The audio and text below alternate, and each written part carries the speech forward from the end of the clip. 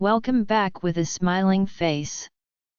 Important note before starting: if you are a fan of audio stories, then our Patreon account is the best platform for you. Join us on Patreon for the best audiobooks ever. Luna's Resurgence. Episode 8. Chapter 40-45. Nick POV watching Lucinda step out of the bathroom in just a towel had him smiling. The complete stop at seeing him casually reclined in their bed told him he'd completely surprised her, it seemed. Though why he didn't understand. They did wake up every morning right here in this very bed, with his arms around her or her on top of him. He did like when he woke to find her on him. Now, that is a sight he couldn't help himself.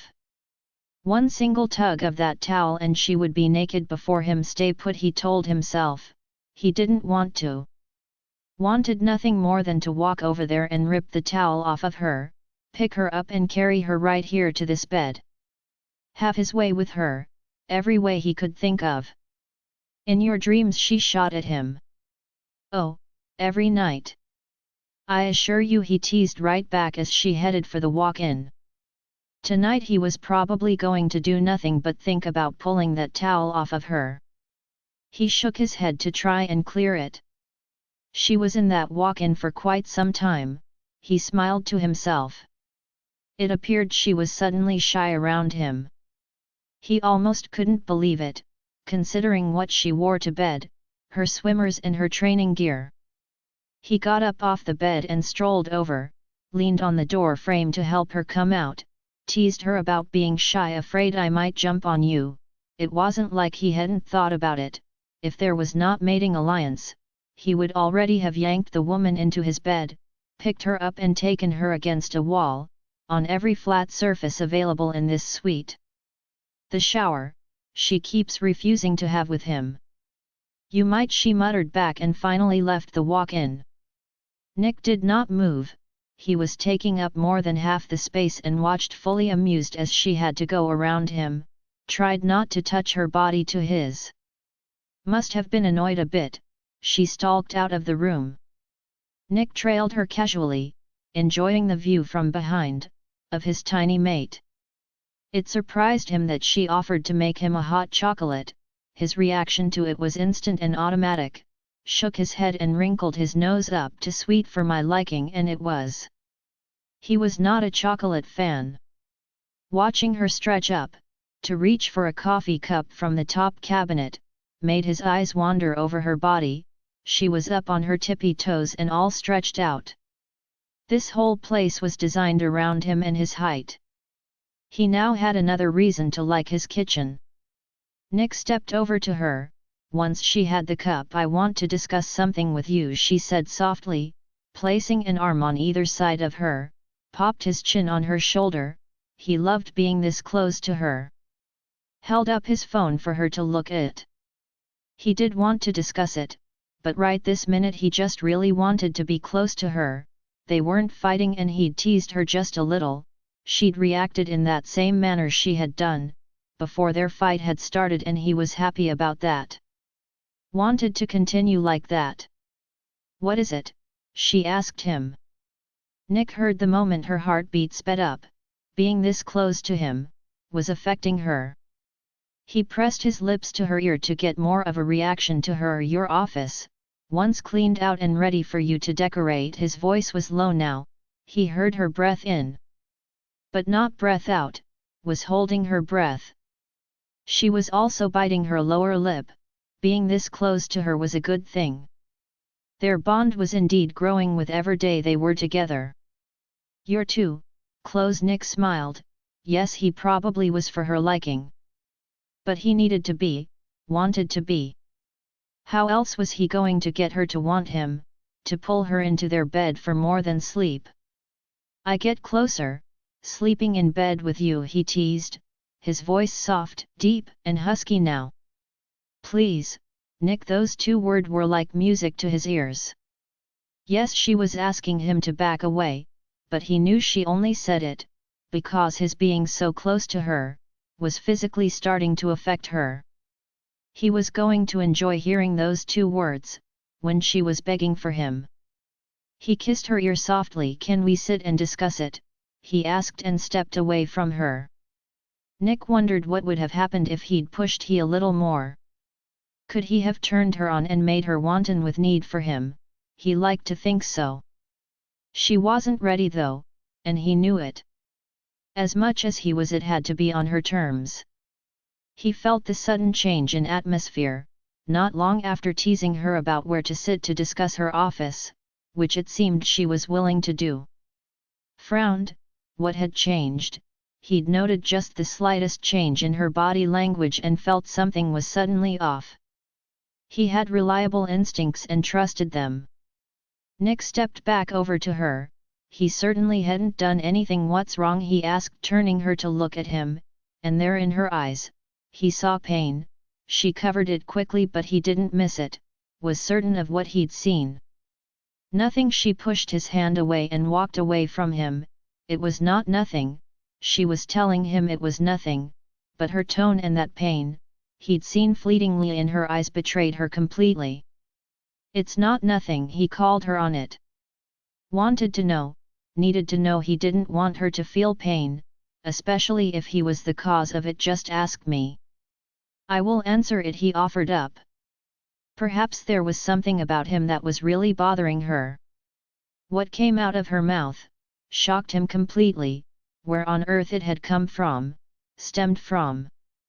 And the way she had said it. So explosively, like she had to know but didn't want to ask, had been holding it in but couldn't any longer. Something had gone on, or happened, that he didn't know about. "No, Lucinda. I am not," he answered her honestly. Yes, he did want an heir.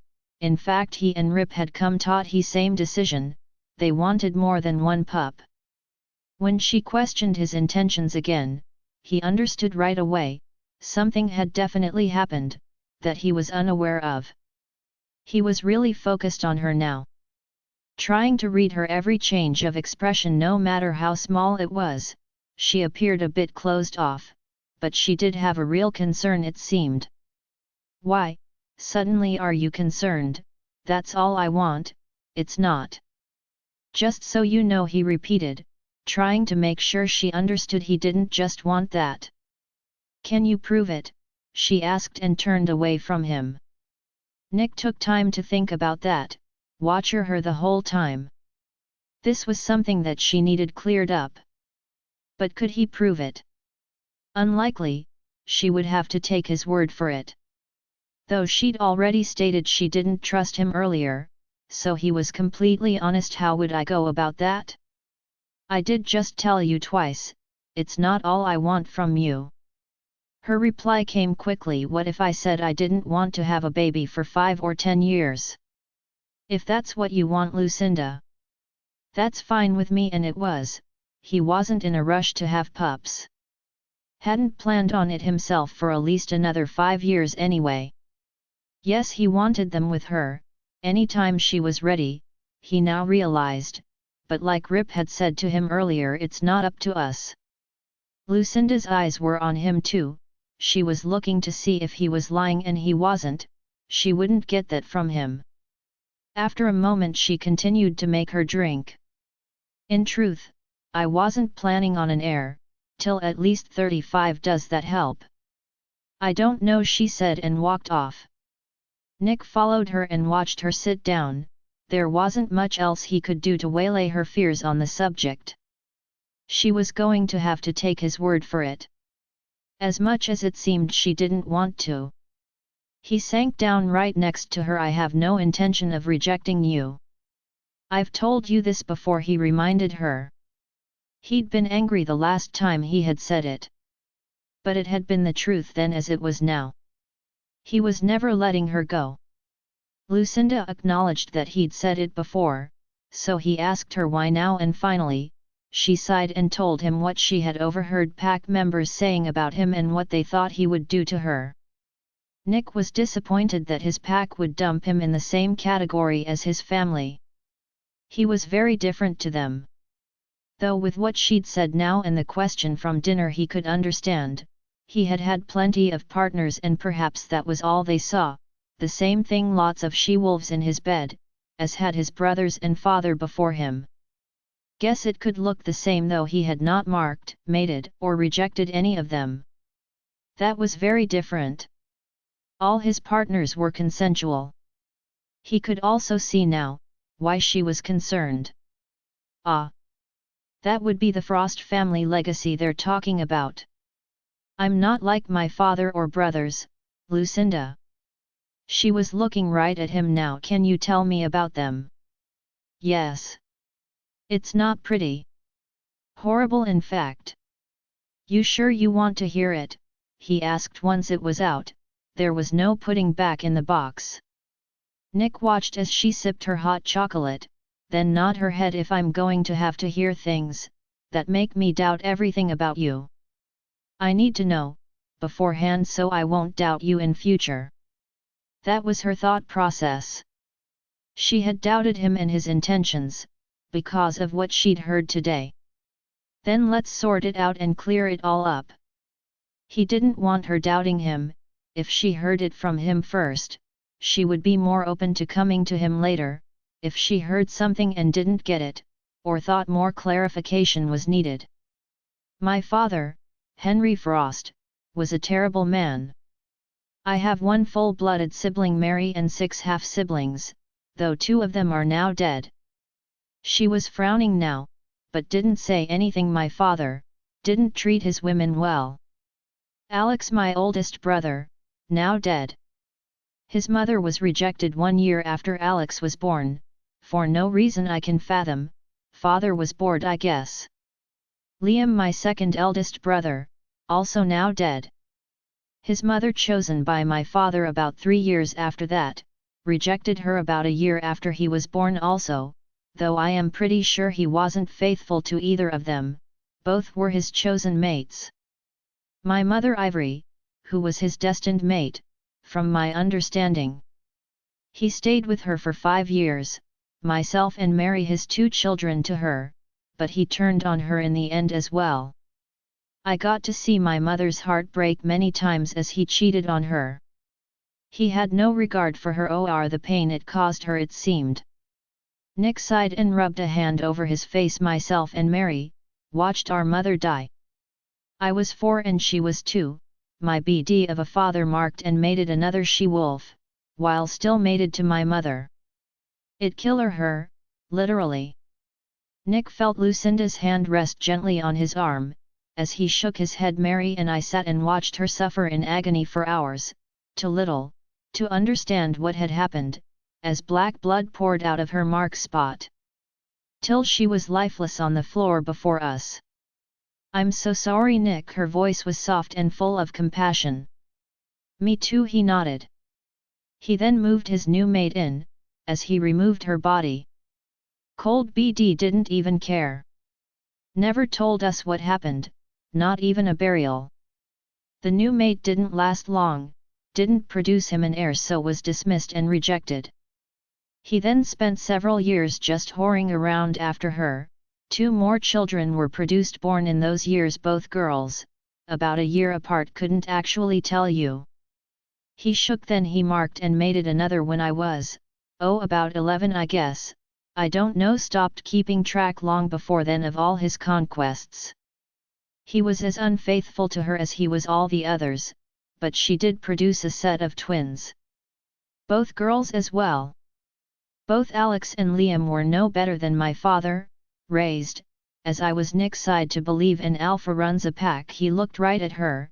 She was not going to like this. Luna, is just to warm the alpha's bed. The alpha can move on when it suits him. There is always another she-wolf out there to take her place, if you get bored. Her expression said it all. She was horrified. He allowed her to let it sink in. She would likely have more doubts about him now, and a million questions too. You said you're not like them. Her question surprised him a little. Though there would be others first. I'm nothing like them. I moved Mary and myself out of the pack house when I was 13. After finding out what actually happened to my mother and confronting my father about it. I will not do as he did, I assure you. He, the alpha, just let you move out. Seemed she wanted more on the history. I didn't tell him, that BD beat me so badly, it put me in the hospital for a month and all for demanding answers about my mother. Mary stayed in my hospital room the whole time. She and I, you will find, are very close. When I was released, we collected our belongings and went to live with Samantha. Samantha had been my mother's omega, and took us in without question.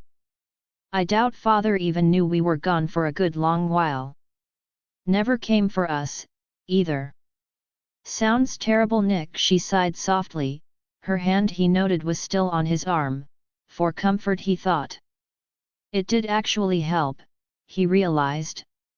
His pain, what he normally felt when talking about his mother, was not as bad, lessened somehow by her touch and her closeness, their bond, he supposed. It was, and it's not something I talk about much. I can see why. You said you dueled your brother for control of the pack. Yes, I did.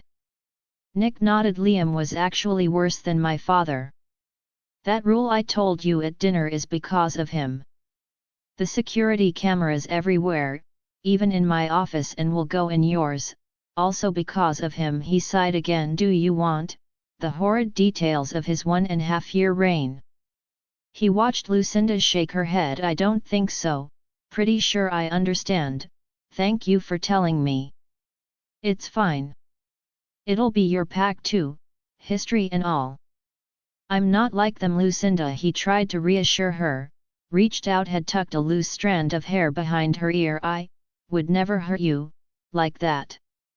I also would not mark or mate you if I didn't like you. He smiled at her. I think he teased her a little. You know I do like you. He tugged gently on her earlobe. Nick watched her turn away and put her cup to her lips, but he didn't take offense at all, liked it when she tried to ignore him. Found it cute.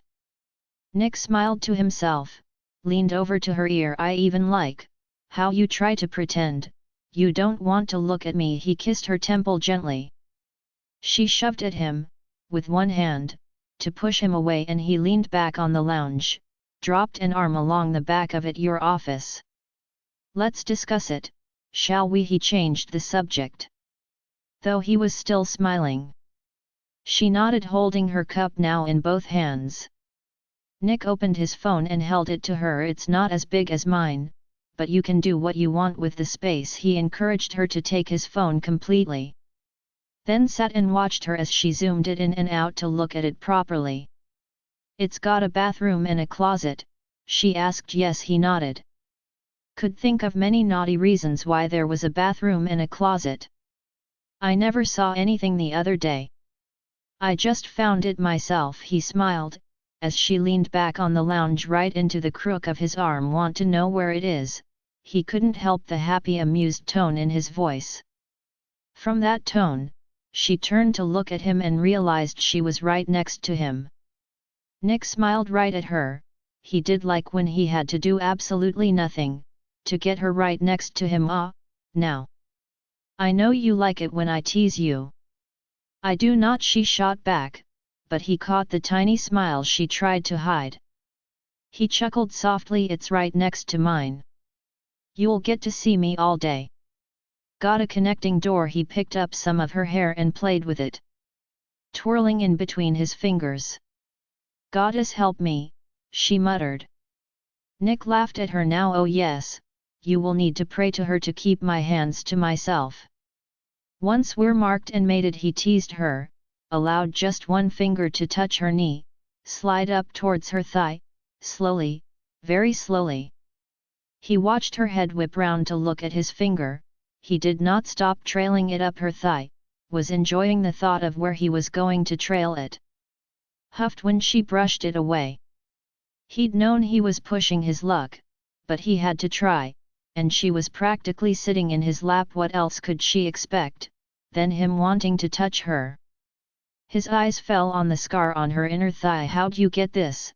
He asked and reached out to touch the 4-inch long scar, it was fine and smooth to touch, mustn't have been deep. She was staring at his hand, her eyes were a little wide, it was quite an intimate touch he realized, with how high up it was, slid his hand away before she could push it away. That's a long story, she said softly, not ready to discuss it yet, he thought. I've got the time. I don't work Saturdays, we can stay up all night if we want. She didn't say much at all. If you don't want to, it's okay. I am curious though.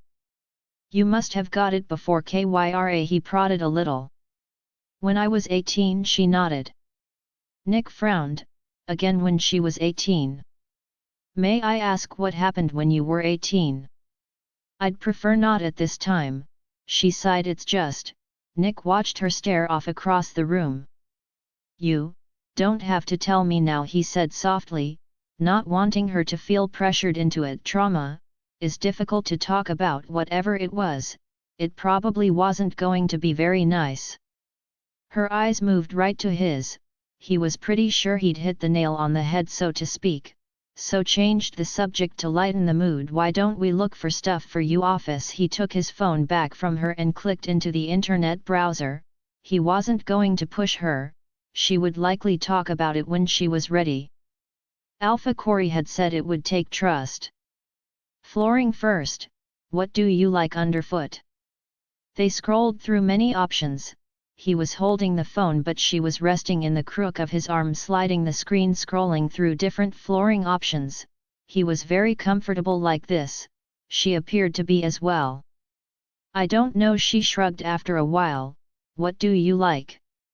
You don't want my opinion, you can see what I like. He indicated the room around them. But I do like wooden flooring, feels nice underfoot. He shrugged. You, my dear, can have whatever you want. I don't know. I never really thought about it before. Never expected another mate or, she looked up at him. You. Nick chuckled. I'll only bite once, I promise. He watched her roll her eyes. An alpha. With Kyra as your wolf, honestly you should have expected nothing less.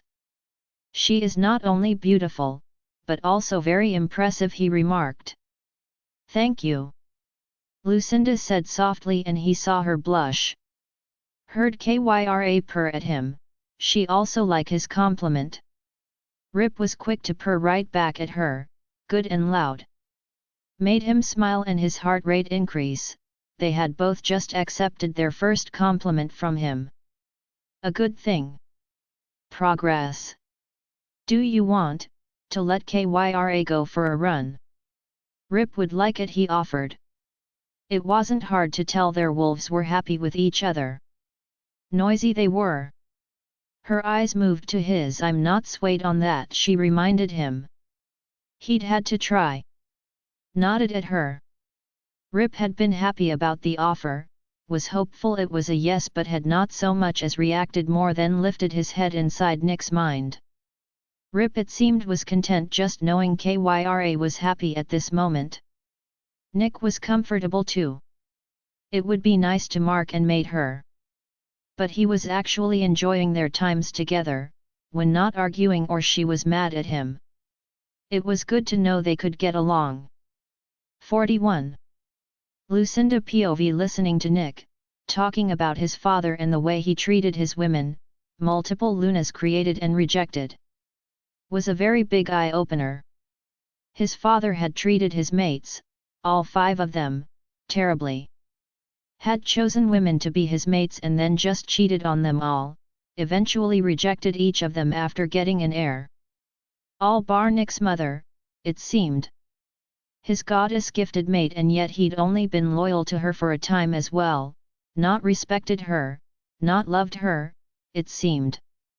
Stayed with her the longest but still treated her like all the others, betrayed their bond and then, hideously marked and mated another, without caring what it would do to his fated mate. He appeared to have no soul at all. Nick had called his father ABD. Lucinda could think of a worse word for the man. Many, actually. But she would not use them. To hear that Nick and his little sister Mary had sat and watched their own mother die, to see her pain, watch her suffer in agony. Right in front of them, was so very sad. His father was a brutal and cruel man indeed. Killed his own fated mate and didn't even seem to care about it at all, or the effects it would have on his own children. Lucinda had thought it was really nice, to hear that Nick and his sister were very close. She had yet to meet the woman, but Nick had told her earlier in the week that she would be back soon. Maybe they will get along. Lucinda hoped so. To hear that he had half a dozen siblings out there, 4 of them probably still in the pack somewhere she imagined, made her curious as to why it was just Nick and her, plus Mary and her mate, who lived on the alpha floor. She would have to ask him why at a later date. Taking in his pack's history, his family history, was a lot to absorb. His past, it seemed, was horrible. They were sitting together on the lounge, getting along properly for the very first time. Perhaps Granny was right. His teasing she had pushed aside, seemed like he couldn't help himself. The minute his tale was told, he was back to teasing her. He even liked it when she was trying to ignore him. Hearing that, explained some of his morning behavior, she guessed. When he kissed her temple softly, she shoved him away. If he liked her ignoring him, she would continue to do so, till she was certain of him and their bond. Nick was actively trying to encourage her to discuss her office with him, took great delight, it seemed, in letting her know that his office was going to be right next to hers, that there was an adjoining door. He even told her she would be needing the goddess's help to keep his hands off of her once they were marked and mated. Lucinda would not be going into his office any time soon, she still felt that she was unwelcome there. He might want to mark and mate her, but he didn't trust her any more than she did him, in reality. That was why he had the pack maps covered. When he ran his finger up her leg slowly, Lucinda knew what he was doing. He was touching her on purpose. The electric tingles trailing up her leg after his finger were hot on the skin. She brushed his hand away before it became so intimate that her body would react to it, and she felt aroused by him. She didn't need him smelling that. Was not ready to go there with him. Some of her fears that had crept in today after hearing those women talk, had receded a bit, but she was still a little bit concerned about him and his family's history. For all she knew, it could already be ingrained into him. It might be unavoidable even if he said otherwise. Considering how he'd been brought up and what he'd learned, Aluna was to him. She still felt that she needed to wait and see, watch. Lucinda didn't know him well and she wasn't 100% ready to trust the man, even though he did seem attracted to her. That could just be the bond, drawing him to her. She had no idea if he'd been in love with anyone else before meeting her, had a current girlfriend, who was just out there waiting to see what he was going to do, and with his family history. Perhaps that was what Valerie was, his girlfriend or had been, and that was why she was so territorial about him. Lucinda didn't even know if Nick had found her attractive or pretty even before he'd scented her out as his mate. His long fingers had slid along the scar on her inner thigh, bringing her out of her own thoughts. He asked her how she had gotten it. Lucinda's eyes had widened in complete shock at the touch of his fingers to that scar. No one had ever touched it, in all these years. Not even the twins. Never. Yet here he was doing just that. It sent blots of electric tingles along the scar, seemed more sensitive to his touch than her normal skin. His hand slid away a moment later, up and over her thigh, and rested back on his own leg. "That's a long story," she practically whispered. Lucinda was not ready to talk about that with him. Not even after he had shared his story with her. She had more than herself to protect. Couldn't just go about telling anyone her past. His offer to stay up all night because he didn't work Saturday, reminded her that tomorrow was indeed Saturday. If he had nothing to do all day, Goddess, was that going to mean he was going to spend the entire day with her? Lucinda could well imagine the torment he would be doing, teasing her all day, trying to seduce her in all likelihood. He did seem to understand that she wasn't ready to talk about it with him, let it go, but did tell her he was curious. That he thought it had to have been before Kyra, and of course it was. Nearly everything in her life was actually before she'd gotten Kyra, only having her wolf for 4.5 months in all. When I was 18 she offered up, but that was all she was willing to say on the subject. Lucinda didn't want to tell him. Kind of stumbled over it a bit, feeling a tiny bit guilty seeing as he had told her so much about himself. But hers was not just about her, she had to be very careful about who knew.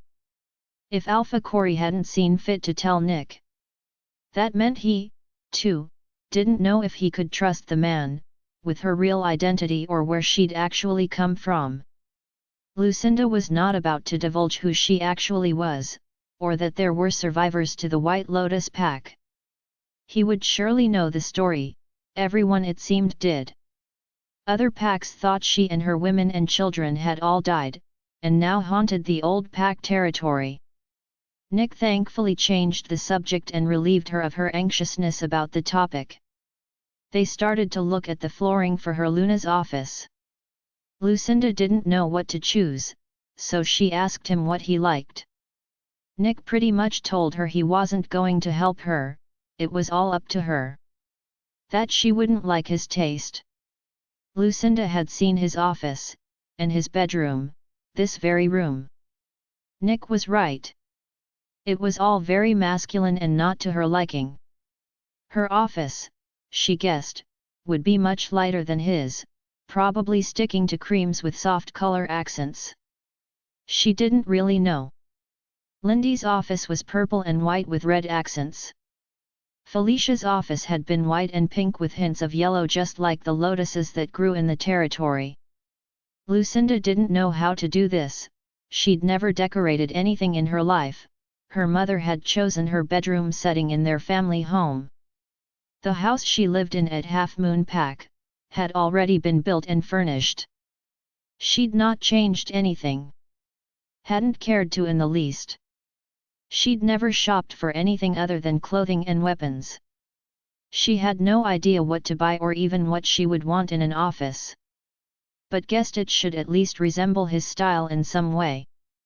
Who knew? Nick brought up how pretty Kyra was and how impressive, kind of sounded proud that his wolf's mate was beautiful. It made Kyra purr at him, and in return his wolf purred back and very loudly at that. Lucinda was also proud of Kyra. Felt Kyra's happiness right that minute at his comments about her. Offered for their wolves to go for a run together, Lucinda declined, using the same phrase from dinner. Nick didn't seem offended, just smiled at her. Kyra wanted to, and was still purring away at her mate like crazy almost. Nick chuckled softly. I guess they like each other. Only met a few times, little weirdos. Lucinda couldn't help but chuckle, at their constant purring at each other. Right that minute, it was almost as though it was a contest, as to who could be the loudest. Nick clearly found her comment amusing, he burst out laughing. Then suddenly she was picked up and put right on his lap. He slipped both his arms around her waist. Let the two weirdos be happy, get to know each other a little. Rip will behave himself, I promise you. Lucinda stared up at him shocked, wide-eyed at the fact he'd just pulled her onto his lap. Kyra was pawing at her. Inside her mind, yes, she purred even louder and then pawed even more at her. Lucinda was going to go deaf at this rate. How could she ignore her wolf? Refusing her would hurt her. No marking or mating, no kissing or touching either, she warned her wolf. I'll be good. Kyra agreed. Lucinda looked up at Nick, he was smiling right at her. Knew she'd been talking with Kyra, she nodded. Rules, no kissing or touching either. Nick smirked at her, like he knew she was going to give in. Now that I also agree with. Rip's not touching your body before I get to. Lucinda rolled her eyes at his comment, trust him to think along those lines. She allowed Kyra to push forward and shift her to the back of her own mind. She got to see his wolf through Kyra's eyes. It surprised her more than a little, that Rip, once in full control of Nick's body, leaned down and touched his head to hers. Lucinda had seen many wolves do that. Mated pairs often touched heads together, rubbed their bodies along each other and rested on the ground, with the male wolf usually using his female as a pillow, for his own head. It was a sign of love and respect for each other. How they displayed their emotions for each other. A minute later, Kyra burrowed into his neck and breathed him in. It appeared to Lucinda that the two of them just wanted to sit and snuggle with each other. All her rules and boundaries respected. Some time later she found her wolf touching his chest a little playfully, heard his wolf growl lightly at her in response, clearly like her touching him. Kyra. Lucinda warned her, when she felt her wolf's intentions change from calm to playfulness. Kyra buried her face into his chest and rubbed herself against it, then before Lucinda could stop her, bit him right on his knee, quite hard, then bolted up from his lap and ran a little away from him. Enough, she yelled at Kyra, who was now being chased by his wolf around the lounge and living room, a massive toothy grin on his face. Kyra was laughing the whole time. Lucinda had no control over her wolf. Kyra had pushed her even further away into her mind. She wanted to play with Rip, it seemed, and she wasn't about to let Lucinda interfere with her and her mate's game. When Kyra ran into the bedroom, Lucinda tried to force herself to the surface, using all she had, yelling "Don't you!" made him as Rip snagged her and tossed her onto the bed, launching himself right after her. He was on top of Kyra, pressing her down into the mattress. He was growling softly, playfully at her, and Kyra was laughing, still obviously enjoying herself, wasn't even trying to get out from underneath him. One bite is owed. Lucinda heard Rip tell Kyra. Then he yanked her over onto her stomach and bit her right on the bottom, through their shorts. Then he crawled back up the bed, rolled her over and pulled her back to his chest with a deep chuckle and just lay there and cuddled her again. Like they had been doing on the lounge before. Thank the goddess, Lucinda thought. She really thought Kyra was going to mate him in human form. Not particularly a good idea, considering she and Nick hadn't even gotten close to that. Lucinda felt Kyra relax and then fall back, allowing Lucinda control of her body again. Kyra lay down in her mind, seemed calm and happy, settled down to sleep all curled up. Not happy with you, Lucinda told her. Kyra just snorted at her and yawned, didn't care what Lucinda thought at all, it seemed. Lucinda looked up to find herself looking right at Nick's wolf, Rip, who was still in full control, and looking right back at her. Mine, he stated with all his alpha wolf authority, claiming her, and then he was gone, receded back, and Nick was left looking at her. Nick chuckled softly, well now, I do believe that was all your wolf's fault, not mine. I know. Lucinda muttered and disentangled herself from his arms, to turn and look at her backside. That is going to leave a mark, she huffed, seeing a few drops of blood and teeth marks in her shorts. I imagine so. Nick replied, he sounded amused to her still. Not bothered at all by either of their wolf's behavior. Did you even try to stop him? Lucinda frowned at him. No, Nick shook his head, still smiling. Lucinda glared at him, he could have mated her. He won't, he knows the rules. Besides that, it would have been her doing. That is not the point, Nick. She rolled over and away from him, annoyed that he didn't care. Lucinda moved to get away, only to find herself picked up by Nick. What are you doing? He had her around the waist with just one arm, apparently she weighed nothing to him. Getting us into our bed properly, he told her as he used his other hand to pull the sheets and duvet down. He dropped her down onto the bed and then himself next to her and pulled her back to him. Just like Rip had held on to Kyra, only her back was to his chest. Good night, Lucinda, his voice still full of amusement as he spoke into her ear softly. When she didn't say it back, he poked her a few times in the ribs. Good night, she finally replied to him, and he left her alone to go to sleep. His body pressed right up against hers. Man had made himself as comfortable as his wolf had been with hers, and she knew there was no getting out of his grip. 42. Lucinda POV. Good morning. Nick's deep voice greeted her first thing. Lucinda woke to find herself once again lying half on top of him. They'd let their wolves spend time together and now it seemed she was back to attaching herself to him.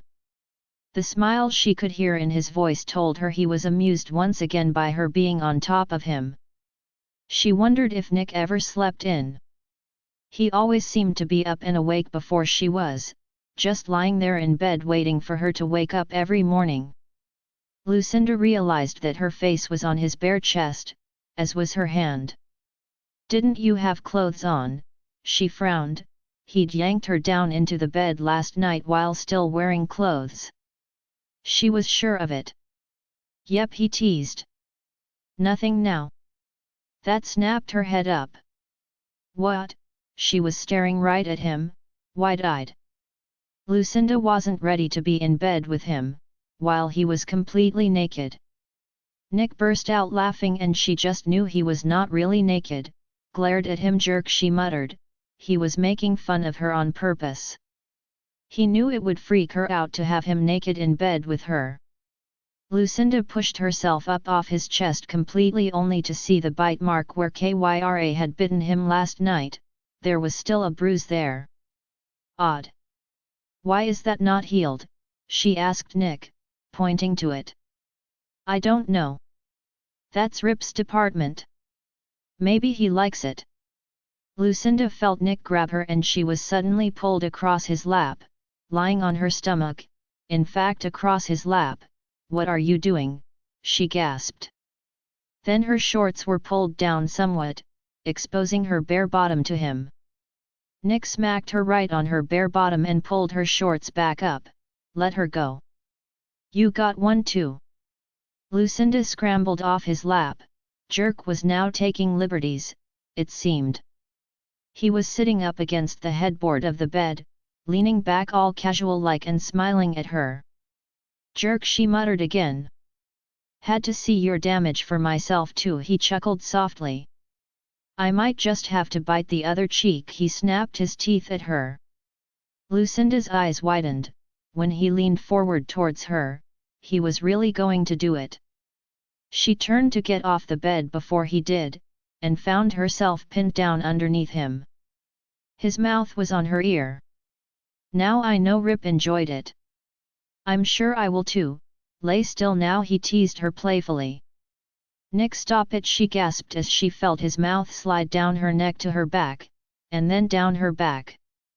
His impossibly long arms were holding her pinned at the elbows. She squirmed and tried to get away and out from his grip. Oh my dear. You might want to lay still or you'll find something else. Waking up, his voice was deep and husky. His meaning was clear to her. She was turning him on. Lucinda gasped at the realization of what could happen if she kept moving under him, stopped wriggling and trying to get away. Pity, he murmured, his lips against the small of her back. I'm happy to strip you naked and have my way with you. Then he bit her right on the bottom, on the other cheek to his wolf. Though it felt more playful, and likely wouldn't leave a mark at all. Stop it, she muttered. Why? It could be fun, he growled all huskily at her. In your dreams, Nick. He laughed. Now, I've told you. Every night I dream about you underneath me. He teased her again and finally let her elbows go, lifted himself up off of her. What's wrong with you? She shot at him. Nick just laughed softly. Wrong with me? Nothing, I just want to be with my mate. Don't you want that, in any way at all? Lucinda set herself up. That was not a question she was ready to deal with, not really, but she did so anyway. She didn't think he was going to like the answer, though not at this point. No, she said quietly. She didn't either. Wasn't yet over what he'd done to her, had calmed down, but was not past it at all. He was frowning at her. Why not? He asked directly, all amusement gone. Why not? She shot right back at him, a raised eyebrow. Had he forgotten already? After what you did to me, why would I? And she got right out of the bed. You're still mad at me then? I'm not past it. If that's what you want to know. Nick did not offer an apology and Lucinda knew that he was not going to either. Nick thought what he had done was fine, he had his alpha reasons for it. Lucinda was of the complete opposite opinion, in fact. Lucinda dressed and headed for the kitchen to make herself some coffee.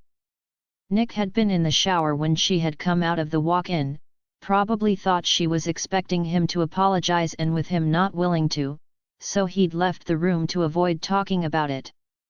Lucinda didn't believe she would ever get him to apologize for it. She wasn't even going to try either. What was the point? Even if he did, it probably would only be to placate her. She didn't think he would really mean it at all. He would have to deal with her not being over it. Till she was over it. If she could get past it, that was. Not even Lucinda knew the answer to that question. Kyra, it appeared, was fine now. Now that they could feel the twins again, she was good apparently. That was still odd to her. Might have to look into why it hadn't snapped completely. Surely the pack library would have books on that. Might just have to spend the day in there, though the last time she'd been in there, she'd overheard things she didn't want to. Lucinda shook it off. Nick had told her of the pack's history, explained his pack's thoughts, she guessed, and why wouldn't they think that way about it when his father and brothers had been that way? Lucinda pushed that thought away, not going to let it interfere with her plans. It wasn't likely going to happen again. There wasn't much else she could do with herself anyway, not with all the restrictions Nick had placed on her. Sipping her cup of coffee, she spied Granny's cane next to the fridge where she had left it yesterday and smiled at the thought of Nick in that ridiculously tiny chair. Pulled out her phone and made it her home screen. It was good to be humbled and humiliated sometimes. Even alphas needed to be put in their place at times too. She picked up the cane and put it in the middle of the dining room table. She had no idea if he came in here often, but the next time he did, she smiled to herself, he wouldn't be able to miss it. Took herself out to the balcony to have her morning coffee. She did like it out there, pushed the French doors open and sank herself down in a pod chair to look out over the pack. There was hardly anyone about at this hour, the sun was barely just above the horizon. It was likely that most of the pack was sleeping in, or being with their family. Saturday was the day that her, women and children spent together. They would all have a big barbecue breakfast and then go out to the river for swimming or some shopping, depending on the weather. None of her women had yet to be given second chance mates and the children, 2 of them would turn 18 later this year, but the others were all only 12 to 14, so they didn't have their wolves yet, still some years away. Hopefully, the goddess would grant them some happiness at some point, not leave them alone and longing forever. Lucinda knew that second chance mates were rare. But still she did pray for them, to the goddess on a regular basis. To have them gifted another mate. They had been through so much, another chance at happiness. Was it really too much to ask for? Why would the goddess grant her one and not them? Most of them had been mated for years, lost not only their mate but their adult children too that day. She sighed, "Please goddess, grant them happiness." She prayed for them, each and every one of them. Her thoughts were interrupted by Nick, tapping her knee with Granny's cane. She turned her eyes on it and then snatched it, quick as she could. "That's my walloping stick now," and couldn't help but giggle up at him. "Granny gave it to me, to beat you with." "Oh, and you think you could?" he smirked back, leaning on the balcony. "Yes," she nodded. "Might even be a bit sturdier than my bow. How's your knee, by the way?" "Funny," he frowned at her. She shrugged. "You shouldn't drag me around." "I don't like it," she informed him simply. "Let's not discuss it. I don't want to fight with you today." "Why not?" "Afraid you might lose this time." She smirked right up at him. "No," he shook his head. "What do you want to do today?" "I'm going to the library, there's something I need to research." Nick was staring at her now. "Our library might not be as up-to-date as the one in Half Moon Pack, it appears one of my ancestors burned quite a bit of it." "Why?" She was frowning now. "Who knows, it was before my time." He shrugged. "I thought we could spend the day together." "Doing what exactly?" Lucinda asked. She had no idea what he liked to do, or how he spent his free time. "Hence my question, what would you like to do today?" he repeated himself. Lucinda shrugged. "Just go and do whatever you would normally do." She had plans already. Heard him sigh. "Lucinda, I know you're still upset. But we really should try and get along. We are mates, goddess-gifted mates." "I'm aware of that." She nodded. "I'm also aware, you never tried to claim me. Just sent Jeremy to watch me. You didn't want to come and claim me, Nicholas. So why now?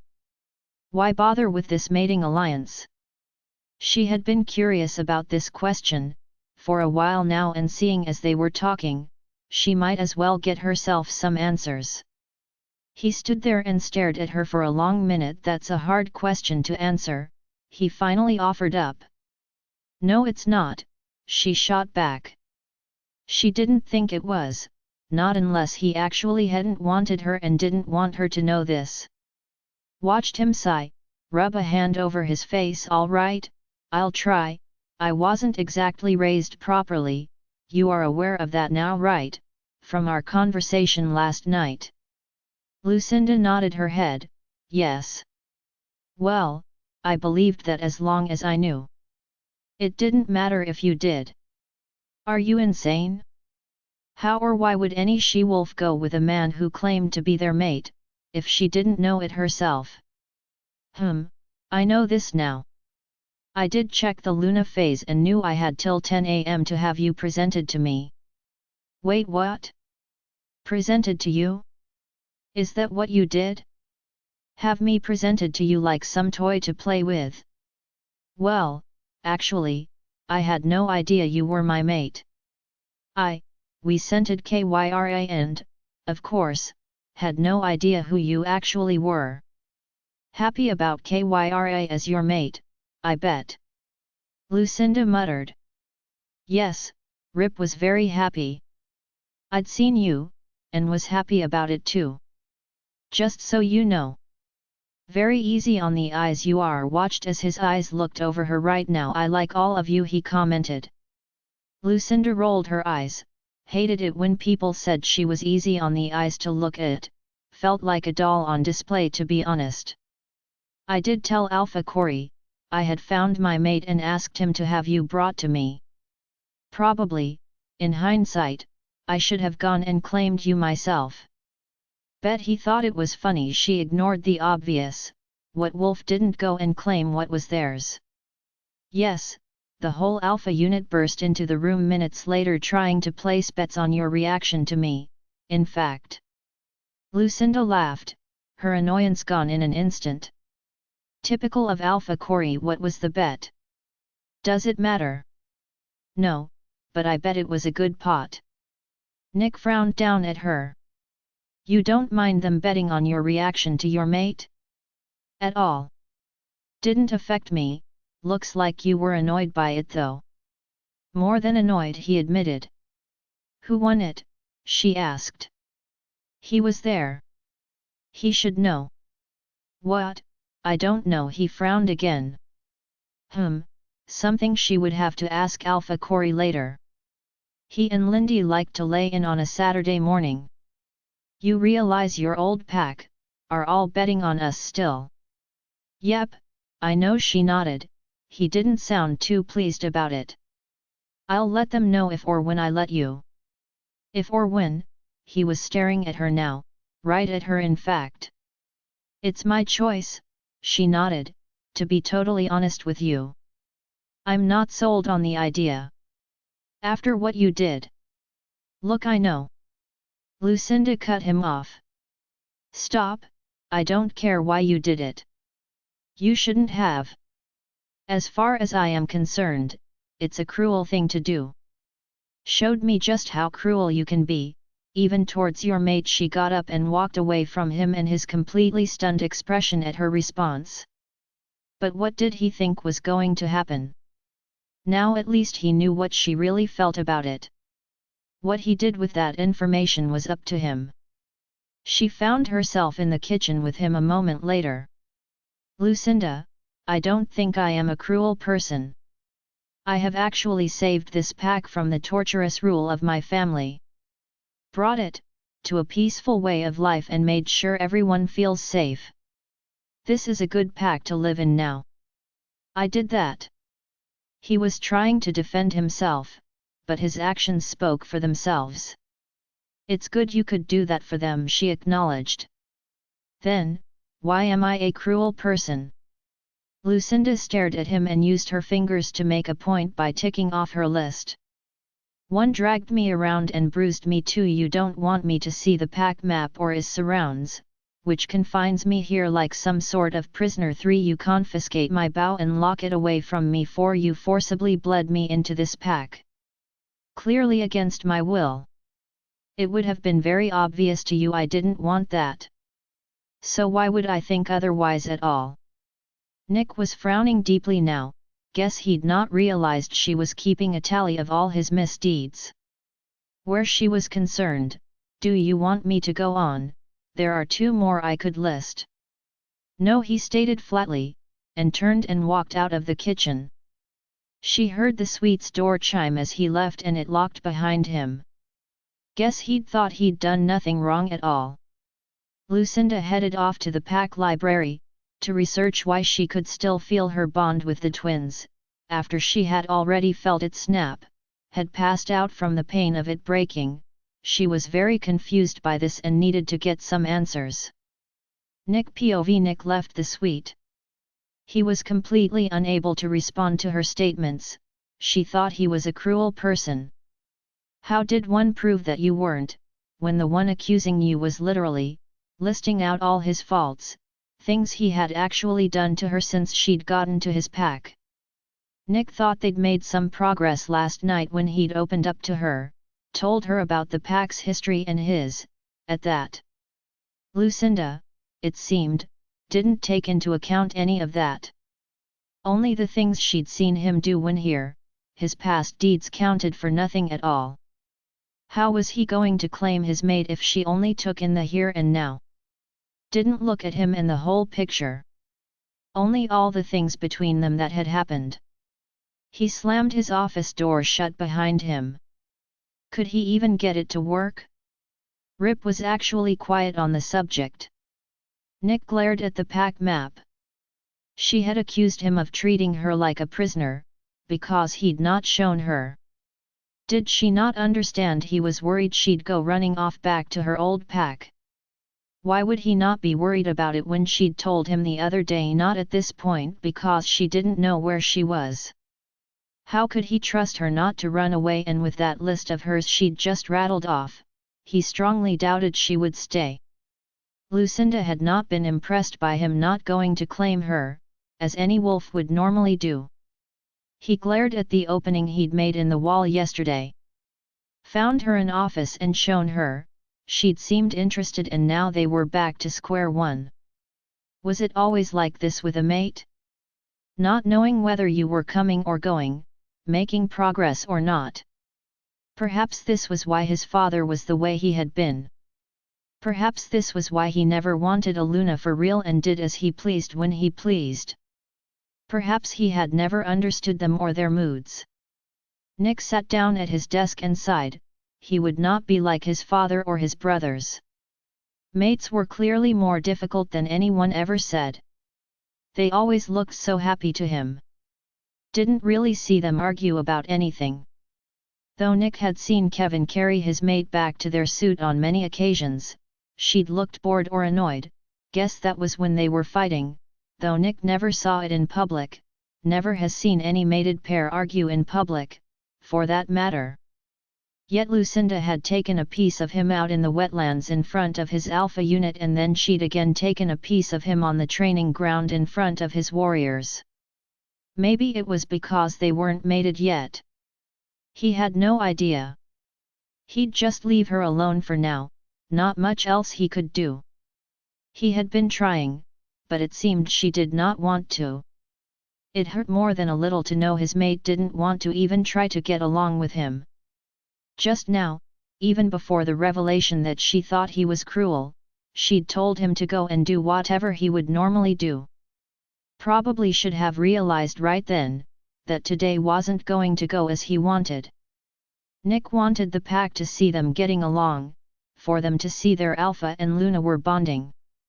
He wondered what they thought about this situation. Most mates would mark and mate on the spot or within a day.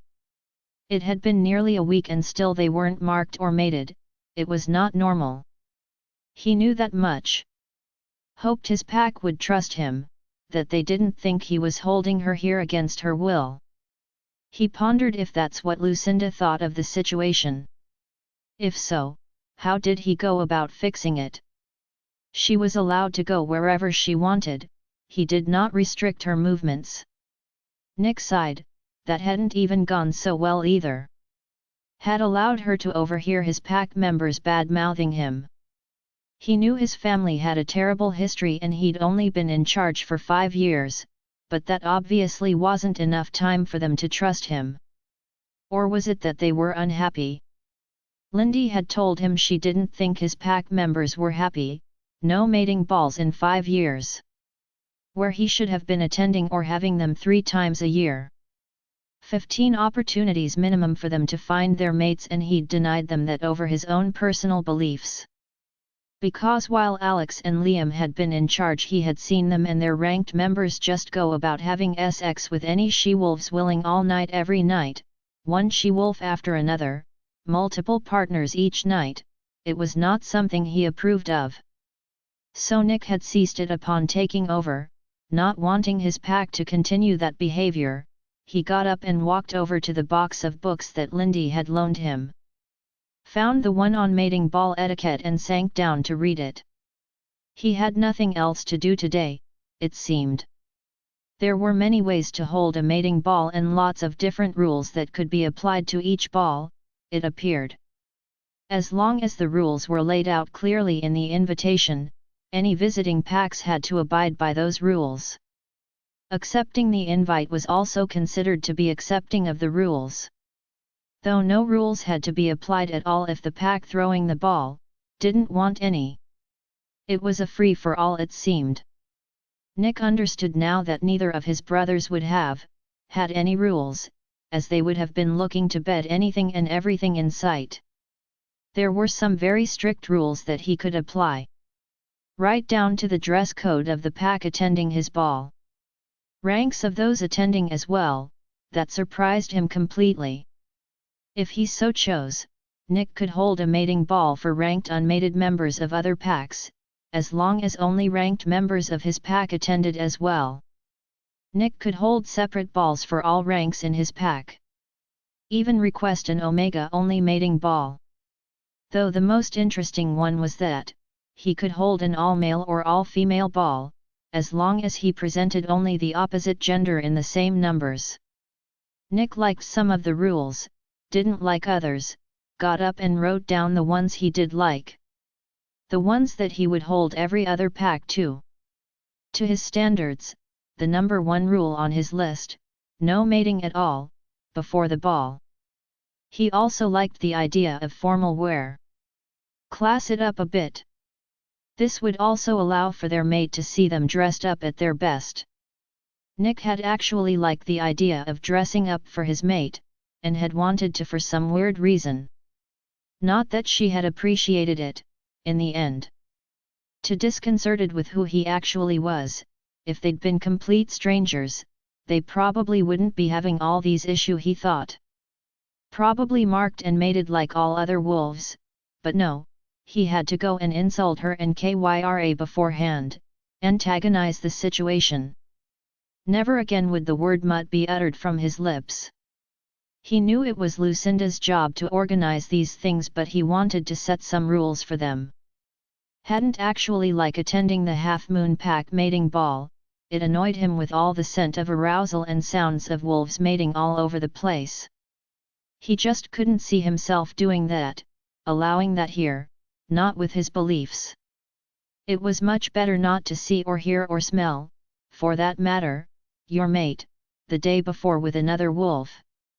Goddess only knew how that would have affected him and Lucinda, if she'd seen him the night before with another she-wolf. Likely reject us on the spot, Rip voiced his opinion. Nick thought so too. Thankfully, he wasn't that type. Though having him around wasn't helping his cause either now, it seemed. Lucinda was off to do research at the library today. About what, he wondered. His pack or family history? He didn't think so, she could ask him that. He'd told her all the worst stuff already. So what was she looking up? Perhaps he should hunt her down. Perhaps not. Nick had no idea, it wounded him that she didn't want to spend time with him.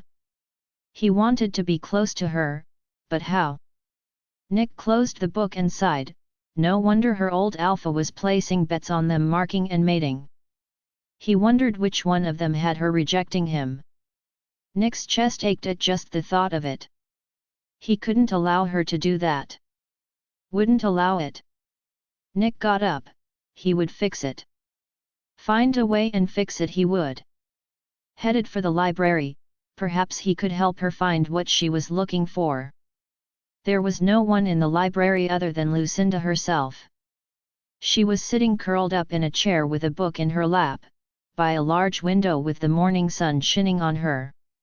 She was sitting absently twirling some of her hair in one hand, while turning the pages with the other. Curled up like that, she was so tiny. Nick walked over to her and sank down across from her.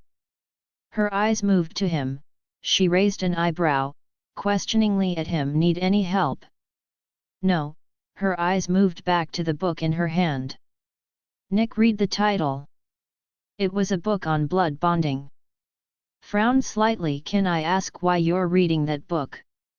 Curiosity, she answered him. Lucinda. Are you so mad at me? He asked, exasperated, with her single-word answers, that you won't even try to hold a conversation with me, try to get along. Nick watched her close the book she was reading and turn those honey brown eyes on him. What is it you want, Nick? She asked very directly. I thought we could try spending some time together, maybe even let the pack actually see us getting along. He was honest with her. She sat and stared at him for a long quiet minute. Is that important to you? Of course it is. Don't you want to pack to see us together and know we get along? But we don't most of the time, she countered. Do you want me to lie to them? No, of course not. Nick sighed. We did actually manage to get alone last night, he commented, and when she just stared at him, said, or was that a lie on your half? It wasn't. You don't want any of this, do you? he could feel pain inside him as he said it. Heard Rip growl at him for voicing it out loud, knowing it would likely lead to a rejection from her. He didn't even bother to hide the pain that was conveyed in his tone of voice. He wanted her to know it hurt him that she didn't want him. "I'm very confused, Nick. I just need time. A lot has happened in a very short amount of time. I was willing to try, until you bled me into your pack. But now, I have reservations. Can you understand that?" It hurt to hear those words. She had been willing to try. Until he'd forced her hand. He'd been the one to change her mind and had no one to blame himself. Rip was growling now, very unhappy with Nick. "Fix it." Nick didn't know how to fix it. "To be honest, are you going to reject me?" he asked. If she was going to do it, better sooner than later. He already knew it was going to gut him and Rip would likely go ballistic. But what could he do? He couldn't accept it. She was made for him and he her. It seemed he was the one to screw it up. She was staring right at him. "Not at this point, no. I do understand a mate bond, Nick. Been there before, know how it feels to be with your mate, but you and I, it's difficult. You didn't like me to start with, nor I you, for that matter, and we both know it." "Yes." Nick sighed. "It's not that I didn't like you. I was annoyed at you. You'd bested me and I felt humiliated, I guess." "Did you really not like me?" "I didn't know you. I just saw an overly egotistical alpha, who called us a mutt. It was very rude and disrespectful. You didn't know us and I know Thomas told you I was part of his team. That it was my job to do as I did, yet you still insulted us. If I was on your team, you would not have done that. You'd have been proud to have my skill backing you up, yes." Nick could only nod. She was right. Yes, very proud indeed. Especially as you were wolf-less at the time. "So, why still did you insist on the insult?" She was clearly still hung up on the insult, wasn't able to let it go. "There is no excuse for it. I was annoyed you'd bested me is all. I'd never come across anyone who could beat me, till you. There is always someone better out there, Nick." "I guess so." He nodded and leaned back in the chair to stare at her. He didn't know what to do anymore. He'd always managed to wrangle what he wanted. Never had a problem with women either, for that matter. He had to come up with something that he could use to help them sort this matter out. Nick stood. "Come with me," he practically demanded. "Please," he added, lightening his tone. "Where?" "A rematch. Let's see who is better right now." It was the only thing he could think of this minute to help the situation. He watched her smirk and get up. "Okay, that worked.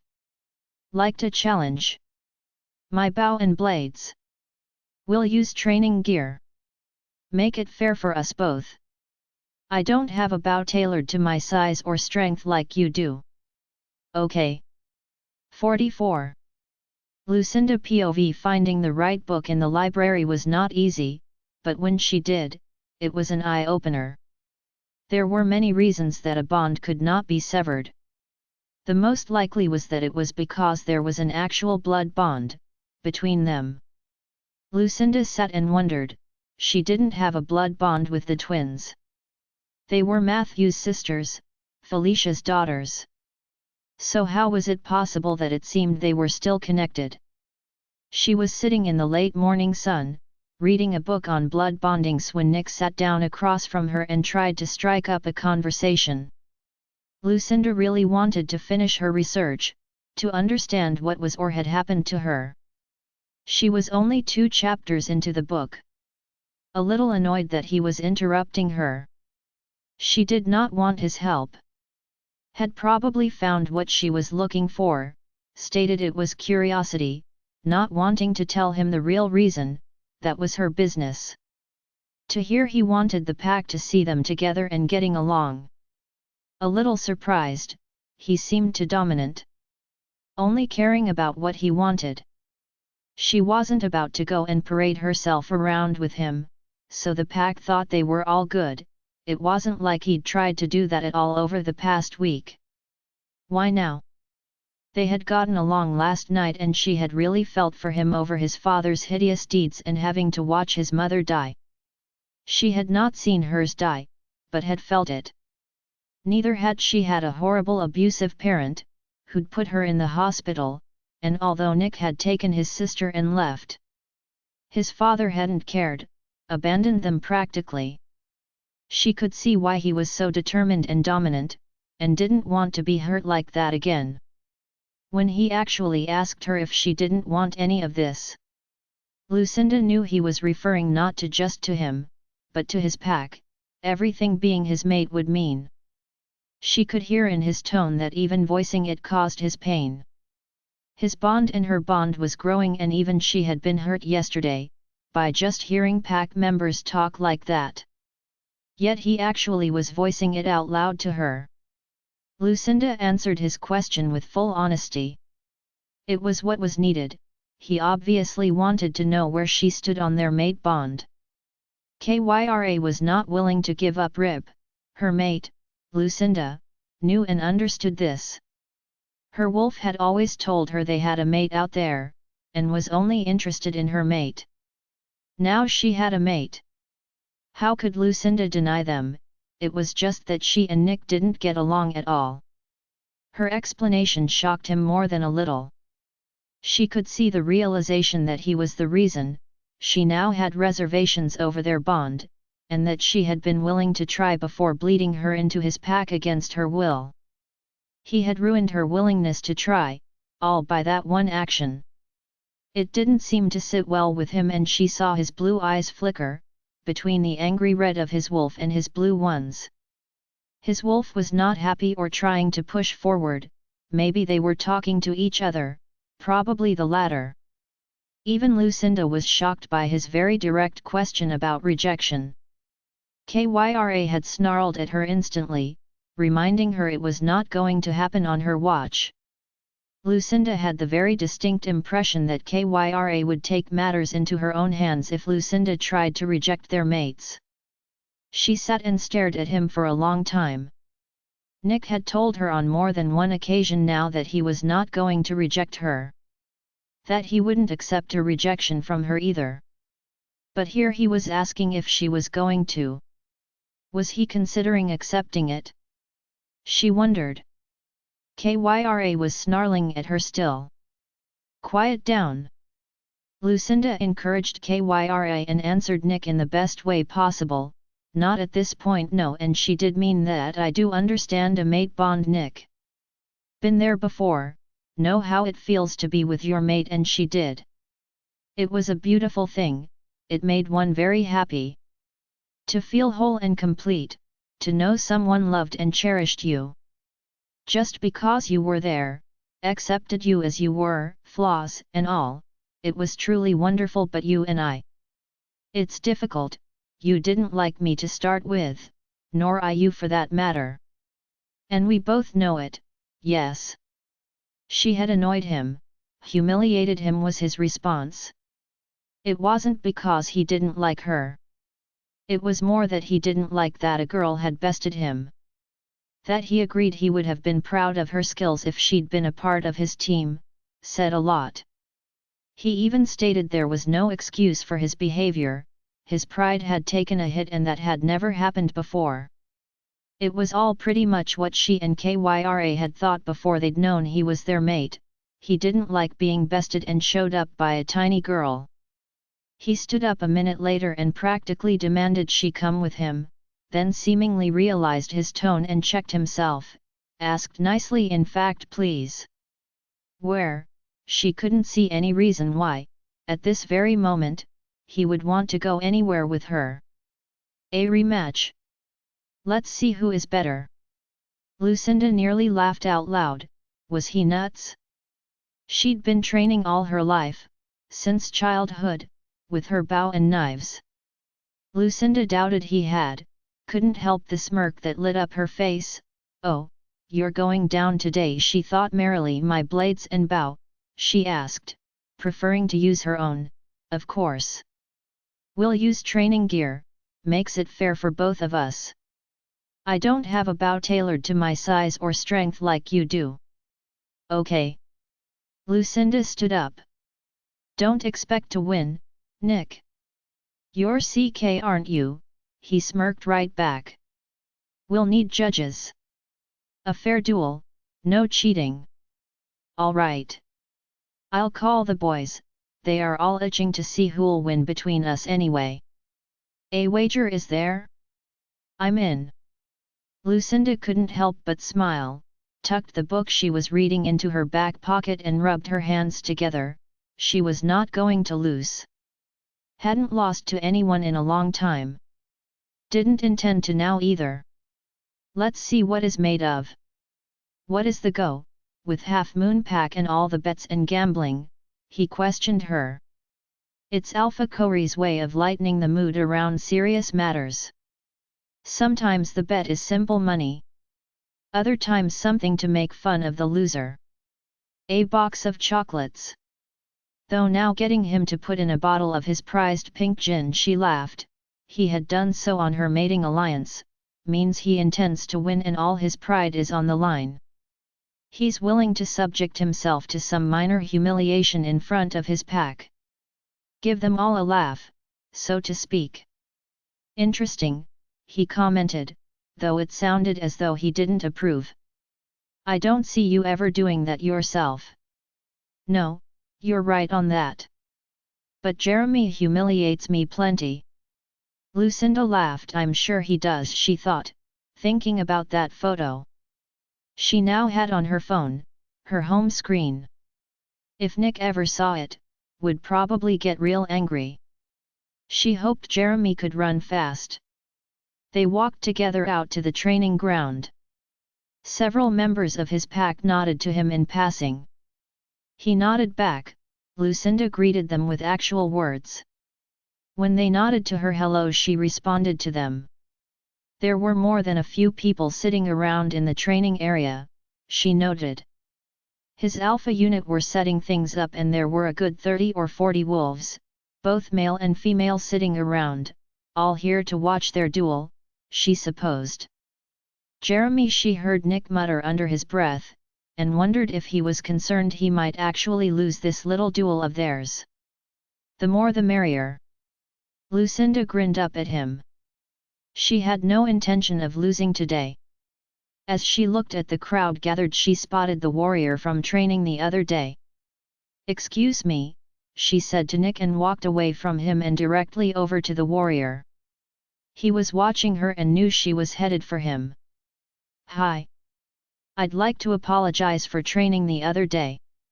I should not have attacked you the way I did." She bowed her head slightly to show him respect. "It's fine, Luna," he acknowledged. "Mad at someone else that day, I saw." "Indeed I was. I had no right to take it out on you. I'm sorry." "Thank you," he nodded. "Now whom should I be betting on here?" he asked her with a smile. Lucinda smiled right back at him. "The tiny woman, who's had a bow in her hand since she was 5, she stated loudly, winking at him. Turned to smile at all the people gathered to watch their duel. "I'm going to win," she stated loudly, firmly, and without hesitation. Then she turned and walked back to where Nick was standing. He was staring right at her and she chuckled. He had just realized she'd been training with a bow for 21 years, and wondered how long he had been. By the look of his frown, not as long as she had. Jeremy was killing himself laughing. "Oh Nick," he yelled out, "my bet's definitely on your Luna." Nick didn't actually say anything, he was trying to ignore everyone talking and trying to guess who was going to win here today, or at least that's what Lucinda thought. By the sound of it, there was a 50-50 split. The noise didn't bother her at all. She was used to it. Training was always noisy.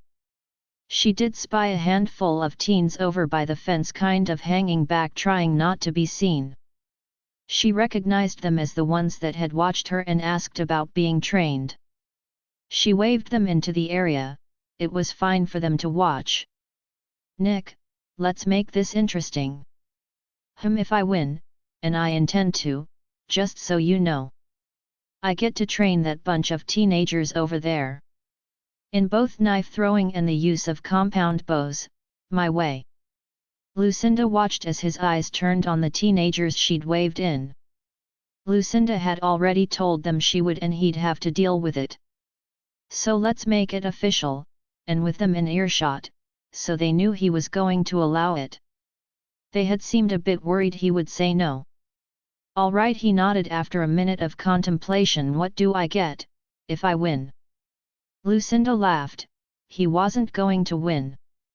"What do you want, and don't ask for?" She used the mind link for the rest of her statement, mating or marking in any way. Watched him smile at her. She wasn't so dumb. "A date, a real date. Dinner, a movie, and a night walk," he voiced for all to hear. "Deal," she nodded. The wasn't going to get that, thought he was, but he wasn't. Kevin came up to them and handed her and Nick a bow each. She tested hers, adjusted its tension. Notched an arrow and drew back on the drawstring, released the tension and adjusted it again. Nick stood and watched her. This was his training gear. "She supposed I'd like to test arrows, seeing as I've not used your gear before." "Go ahead," he nodded, seemingly unfazed by her request. Lucinda notched the first arrow, lined up the target down the end and let it fly. Not as powerful as her bow, but it landed exactly where she aimed, in the blue ring. She huffed as though she was annoyed. Readjusted the bow again and notched another arrow, lined it up and let it fly. "Hit the edge of the yellow and red rings. It's not like my bow." She shook her head and sighed a little. Turned the bow over in her hand as though disappointed in it. "Are you playing with the boss?" Jeremy's voice came down the mind link, fully amused. "I have no idea what you're talking about," she shot back with amusement, lacing her words as much as his had. Heard him snort, and when she glanced at him, almost had trouble not laughing as well. Turned to Nick, looked up at him. Tall was going to give her a crick in the neck one day. "Guess I'm ready." He smiled down at her. "I'm ready too." 10 arrows, 5 blind shooting. "What?" he asked. "Blindfolded." Lucinda clarified to him, with a smirk. "Fine. You want to go first?" "No, be my guest. You shoot 5, then I'll shoot 5. Nick shrugged. All right. He was clearly confident in his ability. Lucinda watched him, saw his stance, watched the way he notched his arrow and drew it back, listened to his breathing. His heart rate was a little elevated, she noted. Ah, he was nervous, it seemed, just didn't portray it in front of her or his pack. His first arrow shot down the field and slammed into the target, buried deep, his power and strength evident, but his accuracy was a little off, hitting the second yellow ring, scoring a 9. He smiled as he notched his second arrow, another 9, only just missed the inner ring. His next 3 arrows were all in the center ring, 48 of 50. He smiled at her, seemed pleased with himself. "Nice." Lucinda nodded, waited for Brady to remove them. "Good luck." Nick teased her as she notched her first arrow. "I don't need it." She smiled right up at him and winked. She turned her eyes to the target down the other end. Sighted down her arrow, adjusted for the slight breeze, took in a calm breath and released her arrow as she breathed out. "Bullseye!" she heard Brady yell. Lucinda turned to look right up at Nick, winked at him and then returned her attention to the task at hand. Notched her second arrow, let it fly. It landed next to the first, smiled big when she heard him curse softly under his breath. All 3 of her next arrows hit the 10 ring, a nice cluster, what she had planned on. Lucinda placed her hand to her mouth. Oh! 50 out of 50, she exclaimed loudly, feigning utter shock and dismay. Then laughed along with Jeremy a moment later. Turned to look up at Nick again, winked playfully at him. Now Nicky. You're not going to be a sore loser, are you? She teased him, saw his eyes go wide at the way she called him Nicky, couldn't help herself, just knew it would irk him just a little. No my dear, he shot back, though he sounded a little annoyed. Still got 5 to go. I hope your aim is true, she giggled.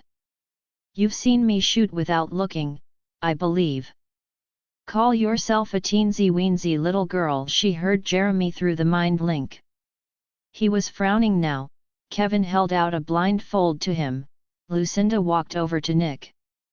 Now my dear, she returned his words to him, and pat him gently on the chest. You promise me, you'll not get mad, when this teensy-weensy little girl beats you? And then hurriedly stepped back from him. The snarl that was Jeremy's name made her laugh out loud, then next thing she knew, Jeremy was right behind her. Protect me, my Luna. Lucinda leaned back on him. Of course, Jers, she smiled. Now Nicky, it's your turn, I believe. Though it was his turn, Nick's eyes were on Jeremy. He was fuming, it seemed, as Jeremy feigned fear of his alpha and hid behind her. Lucinda knew Nick was more likely ticked off at their current position than her words. He'd yet to put his blindfold on, was staring down his beta for being this close to his unmarked mate. Jers, it seemed, was a lot like her. Had no fear of his alpha. Lucinda started to worry if Jeremy was in real danger. She knew what wolves were like, all primal and aggression, especially around their mate, worse if the mate was unmarked. Took a step away from Jeremy after about 30 seconds of watching Nick stare down his beta. To try and ease the tension. It seemed to her Nick, or maybe even his wolf, was ready to pound Jeremy into the ground, regardless of the fact they were just playing. She was teasing him.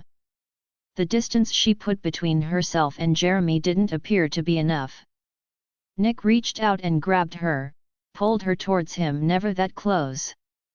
He shot down through the mind link, pulling her well away from Jeremy. Okay, she agreed. I was just playing, she told him truthfully. We don't like it, he muttered. Nick, come on, calm down, she said out loud. The match isn't over. His eyes moved off of Jeremy and met hers. Finally, never, he reiterated. Lucinda nodded. I understand. She knew it was his need not to let any wolf touch his unmarked mate. Being an alpha wolf, probably a bit more desired to rip Jeremy apart, and she didn't want that. Come on Nicky, she batted her long lashes up at him and smiled sweetly. Try and beat me, she challenged him. As an alpha, he wouldn't be able to resist the challenge and, hopefully, her sudden light-hearted playfulness would save Jeremy a beating later. Nick pulled her right up close to him. Her body was touching his. Don't toy with me, my dear, you might wind up naked in our bed, he murmured down the mind link. Really, that's my choice. I haven't even turned on my charm yet. You could find yourself seduced unwittingly. Lucinda blinked, hadn't even turned on the charm. Then what had he been doing this past week? Almost as if reading her mind, Nick answered her unspoken question. I've just been playing with you. Then he finally let her go. His eyes moved to Jeremy, glared at him for a second and then turned away to the target, pulled on his blindfold, notched an arrow and let it loose down the field. He recited after every shot, scored 45 of 50, all 9s. He pulled his blindfold off and looked at her. You're up, my dear, his voice still held annoyance, she noted. Oh Nicky, I can spend some time training you if you like, she giggled, knowing she was likely playing with fire, but he'd promised not to be a sore loser in front of all those witnesses. She took the blindfold, checked her stance, lifted her bow and sighted down the field, heard him clear his voice, "No cheating. I don't need to," and she didn't, she was simply feeling for the stance she would need, where her arms would go, what her muscles felt like in order to shoot straight and true. Lucinda pulled the blindfold down, notched the first arrow, took a breath in and raised the bow, till she felt all her back muscles, arm muscles and shoulders fall into that same position. She knew by feel was her true aim down the field to the target. Then she let loose the arrow. She did not recite any of them.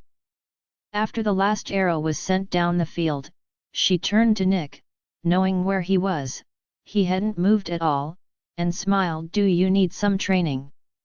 She could hear the chatter, she'd won. Removed her blindfold to find him just staring down at her. "Do you want a rematch on the knife throwing?" her smile turning to a smirk now. "No," he murmured, "by that smile, I'd say you're betting on winning that as well." "Yes, Nicky," she teased with a little chuckle. A growl erupted from him, both he and Rip. She knew it was all playful, her teasing had been too much for him. She tossed the bow down on the ground and turned and ran away from him using Kyra's speed. Kyra was very excited all of a sudden and lent her everything. "Playtime," she chortled as they ran away from the training ground with Nick chasing after them. Nick watched as Lucinda walked over to Samson and apologized to him, right there in front of everyone. She didn't even need to be asked to do so.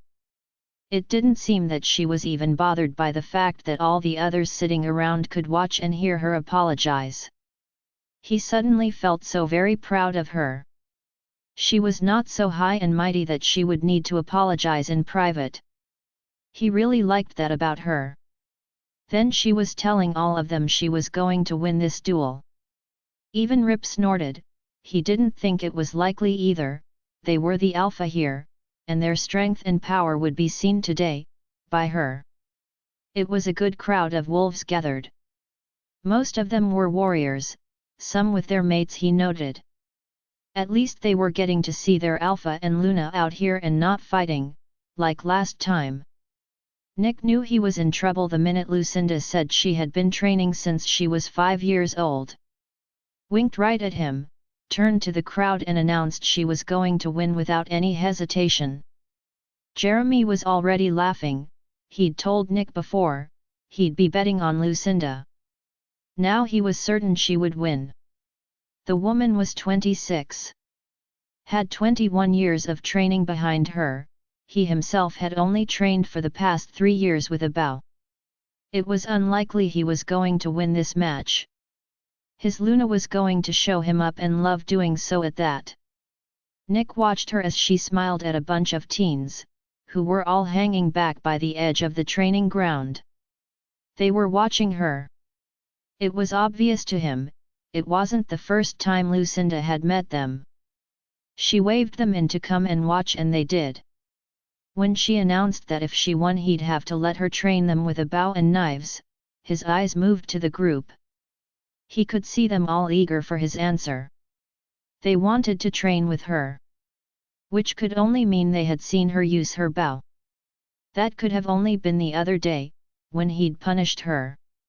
She'd been out there and made a connection to his pack and he'd ruined that, so it seemed. Could he do anything right with her? He agreed. If they wanted to learn and Lucinda was willing to teach them, then it was okay with him. He'd seen how well trained the twins were. Seen her skill firsthand. It would also mean that she was willing to be here, in his pack. He would agree to any means right this minute, to keep her here with him. Anything to help get their bond on track. When he asked what he would get in return if he won, she did not hesitate to remind him no marking or mating. Not that he would have asked for it. Maybe, but unlikely, he knew she'd never agree to it. So a real date, out in public for all his pack to see. Though he probably wasn't going to get it. Having his pack hear her agree to it pleased him. That was his goal, and it worked. He was not so stupid as she thought, he could also play this game. Knowing you were likely to lose an advantage in making a deal. He watched her adjust the bow several times and even let her take 2 test fires. It's not like my bow, she sighed, and Nick watched as she turned it over and inspected it further. Nick heard Jeremy snort with laughter and thought, oh, Jeremy, you have given yourself away now. They were in on something together. Guess I'm ready, she said, turning to him. She had a slight frown on her face, perhaps using his gear would even up the score, but Jeremy's snort of laughter after her test shots made him think otherwise.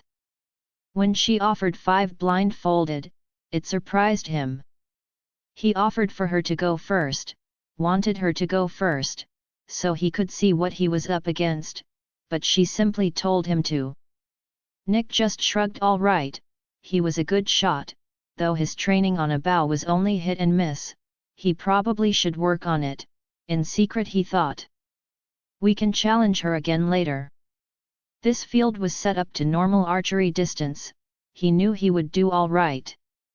Nick didn't particularly like the audience watching, knowing he was likely to be beaten. Rip snorted, nervous. Your mate is going to show you up. Shut it, he snapped at his wolf and let the first arrow go. It hit the 9. Picked up another arrow and notched it. Should be proud, she can beat us. Strong even without Kyra. His own wolf was taunting him right now, of all times. Rip, enough. Rip snorted at him. You're a soak, he chortled. Right as Nick was about to let go of his arrow. He missed again, another 9. His wolf was taunting him and distracting him, trying to make him loose. Nick realized. He muttered to his wolf, who just chortled again and finally shut up.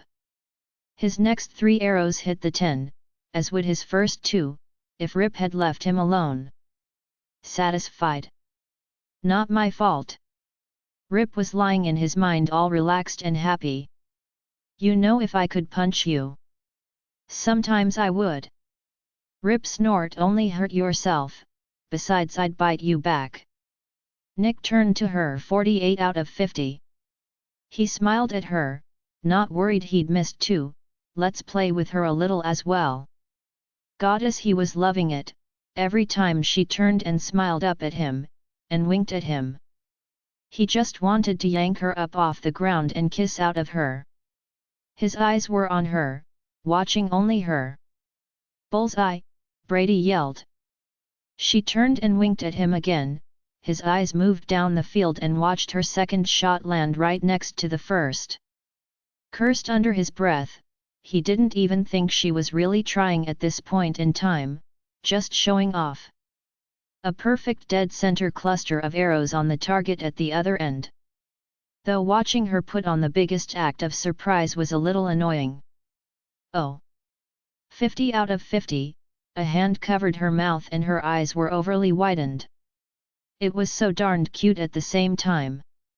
Now Nicky, you're not going to be a sore loser, are you? She teased him. He was completely shocked, she was teasing him. Not only taunting him, but actively playing with him. This was a first. The newfound nickname annoyed him and it came across in his tone. He didn't particularly like it. He wasn't a child. Taunted him some more. Nick could hear his warriors, even the teens, all whispering Nicky to each other. The teens were all giggling about it, one even said it was cute. Now, my dear. Oh, he did like the sound that coming out of her mouth, liked it even more when she walked over and patted him right on the chest gently, right in front of everyone. They were all watching their Luna play with him. He liked it a lot. Was having trouble keeping up his act of annoyance and indifference. You promised me, you'll not get mad when this teensy-weensy little girl beats you. Nick's eyes shot to Jeremy and he snarled out his name, in anger. Oh, these two had hung out at some point and he knew nothing about it. Lucinda laughed at his reaction, a good, solidly amused laugh at his expense.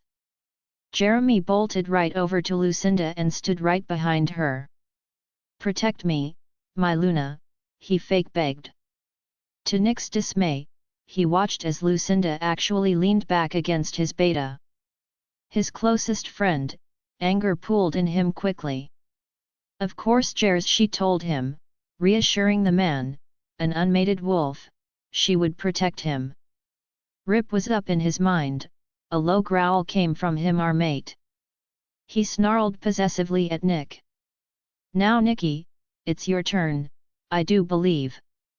Nick's eyes were locked on to Jeremy, he was filled with anger. If he didn't back off, he was going to lose his freaking head. Nick could feel Rip getting ready to push forward, also unhappy about how close Jeremy was to their mate. He'd been warned once already.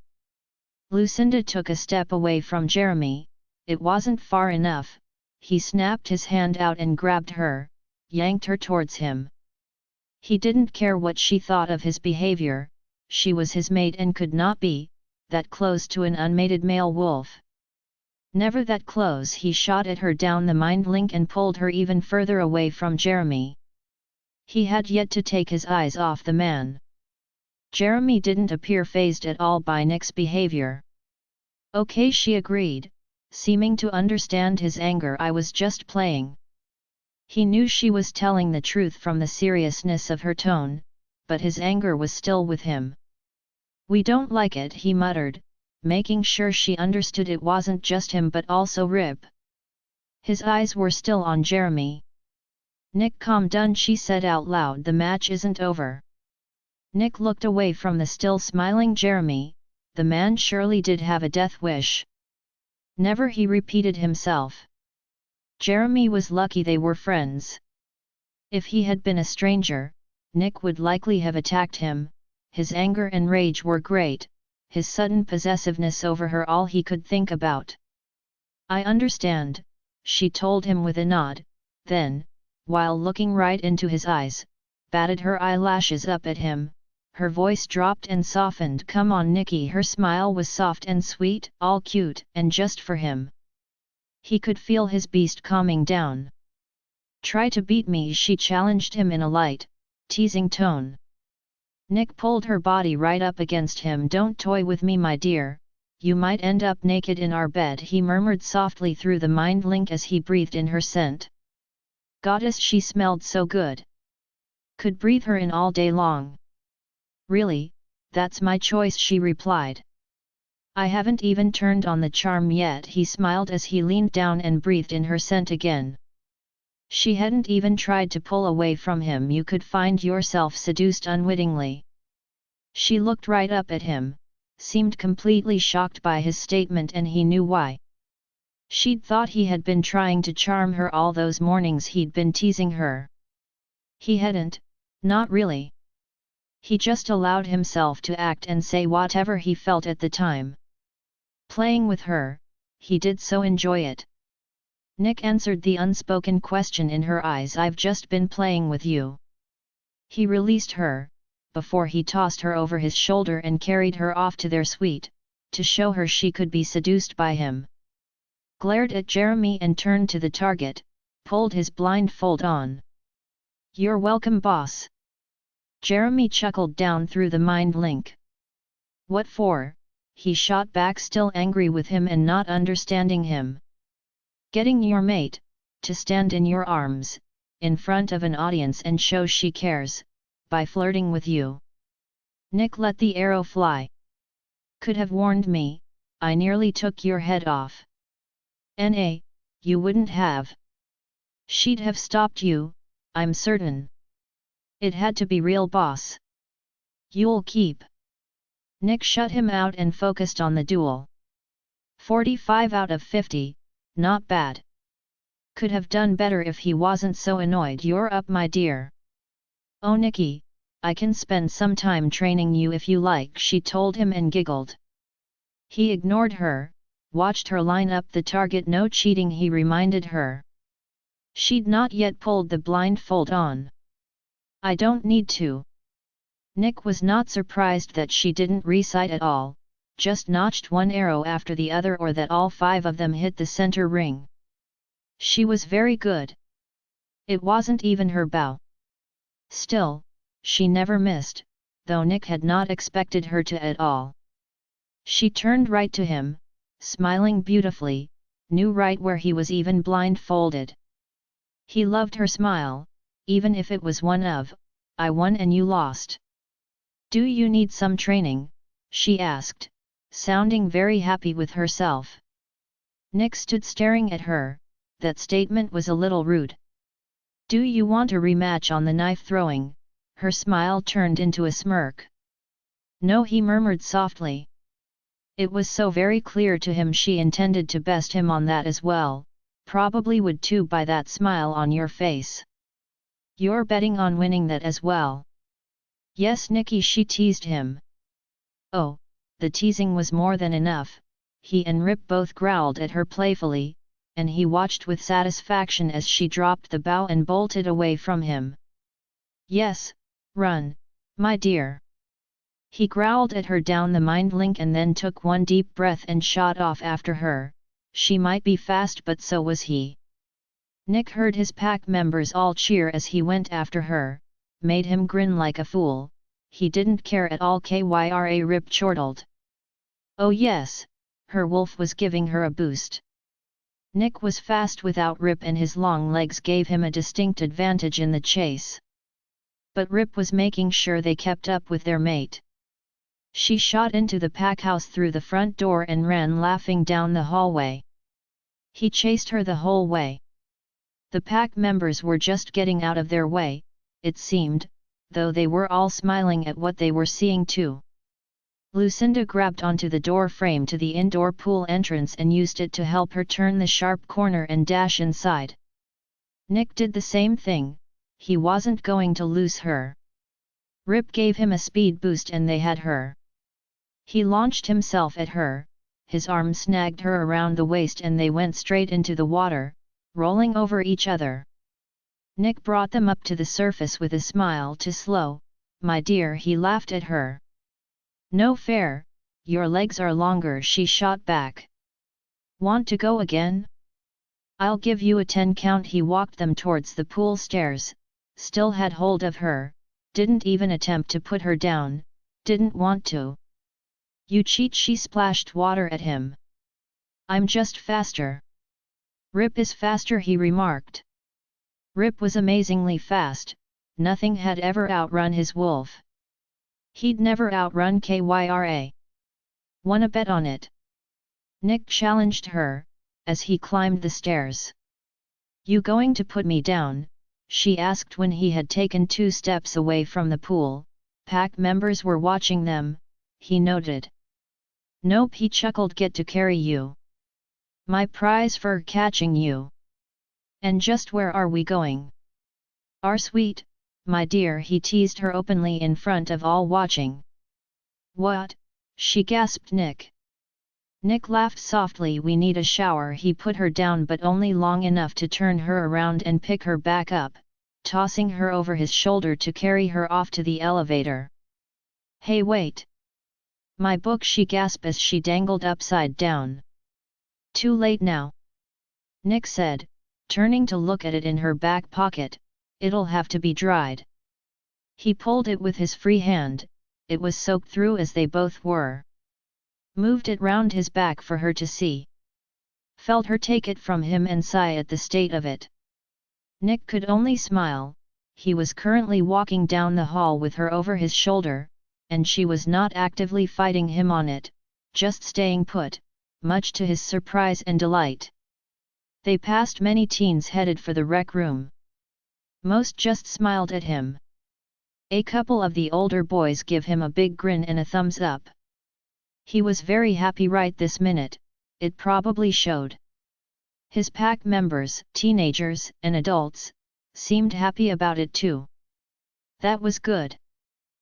The rest of the audiobook will be continued in the next episode. Join us on Patreon for early access or more great audiobooks. A link is provided in the video description.